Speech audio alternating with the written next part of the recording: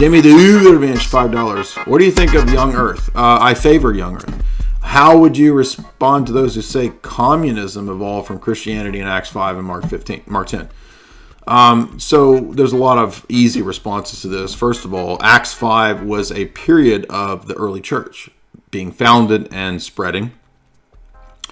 It is not the norm for the church in every age or in every period, nor is the phase of the church prior to the opening up of the covenant to the Gentiles, right? I mean, there's all kinds of things going on prior to Acts 10 that is not normative for the entire church period. Secondly, we have a model for Acts 5. It's called monasticism. If people want to take up that type of lifestyle, they can still do it. But it's done voluntarily, right? Communism is crazy. Communism is a rejection of Christianity, right? But Christianity is not an egalitarian liberal religion. It is neither egalitarian nor is it elitist. Christianity has elements of both. It has hierarchy as well as elements of universality. So to say it's either or is really to arbitrarily pick certain elements of Christianity and say, Christianity, because it says give alms, all it is egalitarianism. No, that's not true. Can you explain the connection between the Gnostic theosophical worldview and the Big Bang evolution worldview? Well, the connection is just simply the ancient world. The ancient pagan religions, ancient Greek, ancient Egyptian, ancient Hindu, Indian philosophies were all evolutionary. Literally, all of them. I mean, there's differences, but in essence, they were evolutionary worldviews. So the connection is that theosophy is just Blavatsky creating her own cult and religion from an amalgamation of all the ancient cults. And newsflash, people that create cults just rip off and copy and paste from ancient religions. That's what they all do. Emmanuel, $10. I'm disappointed in the Roman Catholic Church and not very good at reading. I'm grateful for your videos. Oh, cool. Awesome. Glad I can be of help. While useful to make fun of bad arguments, I would caution making fun of people. Well, I'm sorry, but it's not wrong to always make fun of people. It's not, especially people that are exceptionally wicked. And the Bible many times calls these people fools. It actually mocks them, right? Elijah mocks the prophets of Baal. So no, I don't feel bad about making jokes about Richard Dawkins. It makes me feel bad as when I watch The Daily Show. No, I'm sorry. I don't think that it's always wrong to engage in satire and that kind of stuff. So I disagree with you there, but I thank you for your... All right, so we're going to give this debate to Laser. Laser wins the William Lane Craig, Williams Dawkins debate because he is definitely a evolutionarily fit future man. He will go into the future. Can you take... No. Can you take me higher? Can you take me higher to a place where blind men see into the souls of their fathers and rescue the dragon? How's that? You get set back by disasters, but then again you get a gradual incremental improvement in the way that life operates, and so that a creature would defeat its ancestor of 1 million years before. And you see the same in economics. You see the same. Do you see why this is all question begging? We're better. We're better than the descendants. Defeating the new species is a progress, right? It's better. You're winning. Those are all value judgments. Value judgments are not given to you from data, right? Data doesn't tell you whether the data is good or bad, right or wrong, right? Every one of these scientism goobers comes to the conclusion that there are all of these oughts that you can derive from an is. And again, this is simply not the case. It's very easy to anybody who's philosophically literate to point out that there's nothing about a list of so-called facts or traits that gives you an ought or an is. But we've already got multiple claims that are unjustified and inconsistent with the metaphysical attack pattern that this guy is on. The same in human society. We are experiencing progress. Technology is advancing. Again, what? We are experiencing progress. So we are appealing to these generic metaphysical things as if this is just, oh, we all know that progress is happening. Well, what does that mean? Right?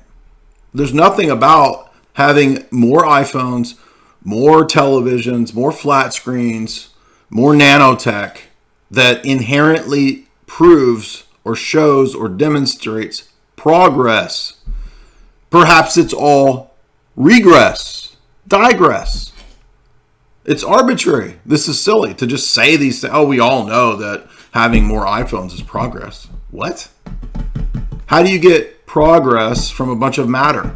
Matter in motion, matter configured in different configurations. That's all reality is. Oh, that's progress.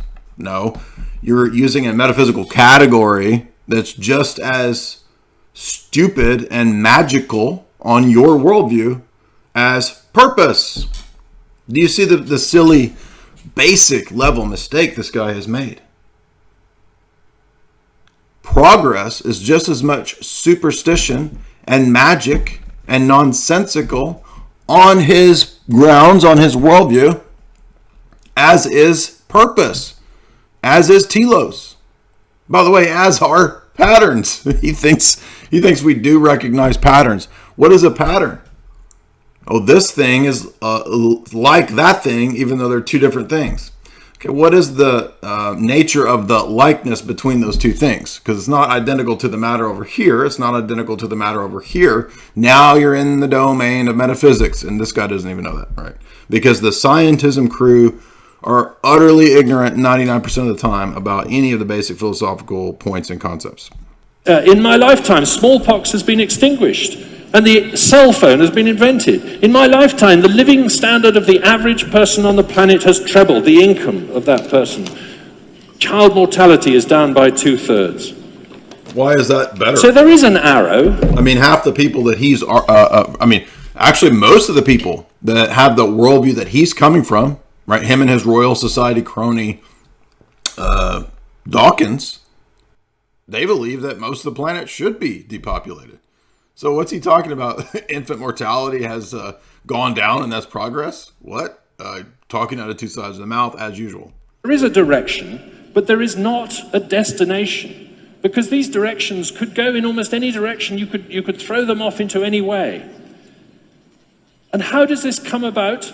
Well, it comes about through a bottom-up process. It's not a top-down process. We've made that discovery. This guy really likes pee-pee poo-poo, doesn't he? He's once again, and we're back to the bottoms. the bottom-up. It's bottom-up. He likes bottoms-up, definitely. Adam Smith and Charles Darwin and people like that stumbled upon this idea at the end of the Enlightenment, that it is possible to have order without ordaining it. Well, it's not, though, because the very people who are arguing against telos also have to be consistent, as many atheists are, to take the further step to say, if there's no telos in the world, inherently out there in the world, then there's also no order. Don't you see that's what follows? If the world does not inherently possess design and order, purpose, then it also doesn't possess order. The so-called ordering mechanism that you think is out there in the world is just as illusory as purpose.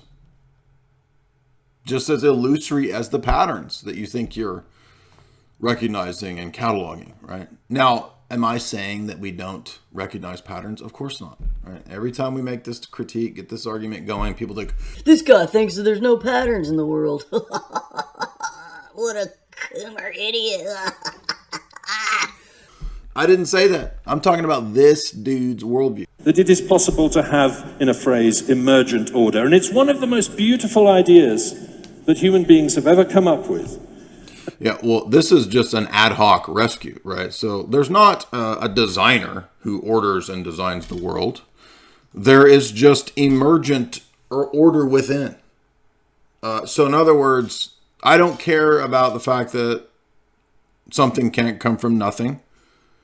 Consciousness doesn't just come from nothing. It does. It just comes into being. Even though there's no observation that proves that. There's no evidence to suggest that things just pop out of existence. Oh, wait, by the way, there is now. There's this whole burgeoning domain of quantum physics where everything is and isn't at once. Things pop into being and also are not in being at the same time.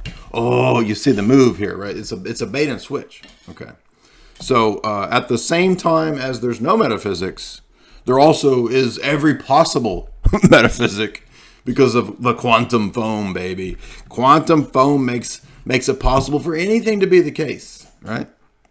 And just as we embrace the idea that we can have an ordered society without having an absolute monarchy, that democracy can work, we didn't used to think that in the 17th century, we do think that now. So I think... do we? I don't know who he's talking. Maybe him and the rest of his cronies that utilize these bogus social engineering projects and convince the dumbed down masses that democracy exists or works.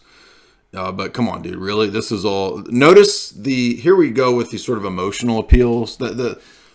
This crowd loves emotional appeals and rhetoric. And the reality is, and I'm not just saying this without evidence, this is what, the fifth or sixth multiple hour stream on these famous debates that we've done. Right, so I have a lot of experience in debate, okay? I will leave it up to you guys to determine how effective and good you think I am at debate. I'm not going to say that, but I do have significant experience of debating a lot, 20 plus years of debating. And I can say that having debated many academic professor atheist types, right, over the 2 decades, most of them are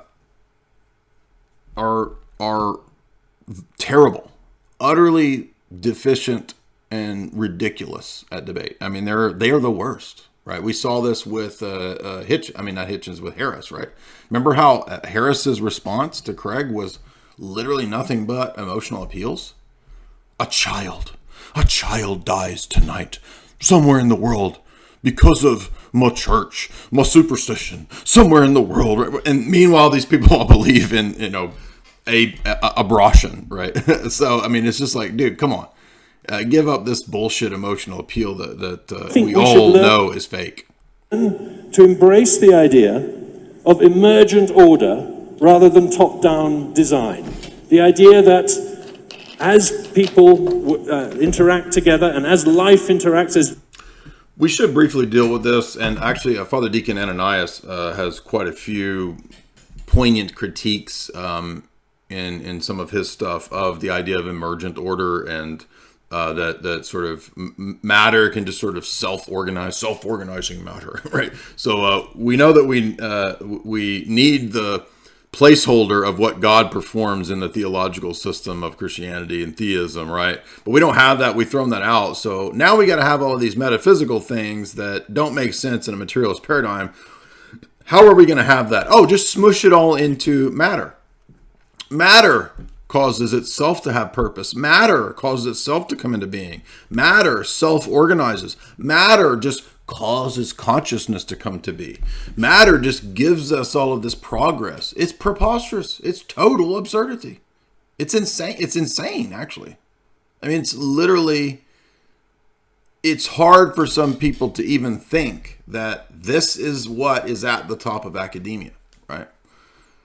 I mean, people are under the impression that the academic world is all of these, oh, no, they're a bunch of fools. The wisdom of this age is foolishness.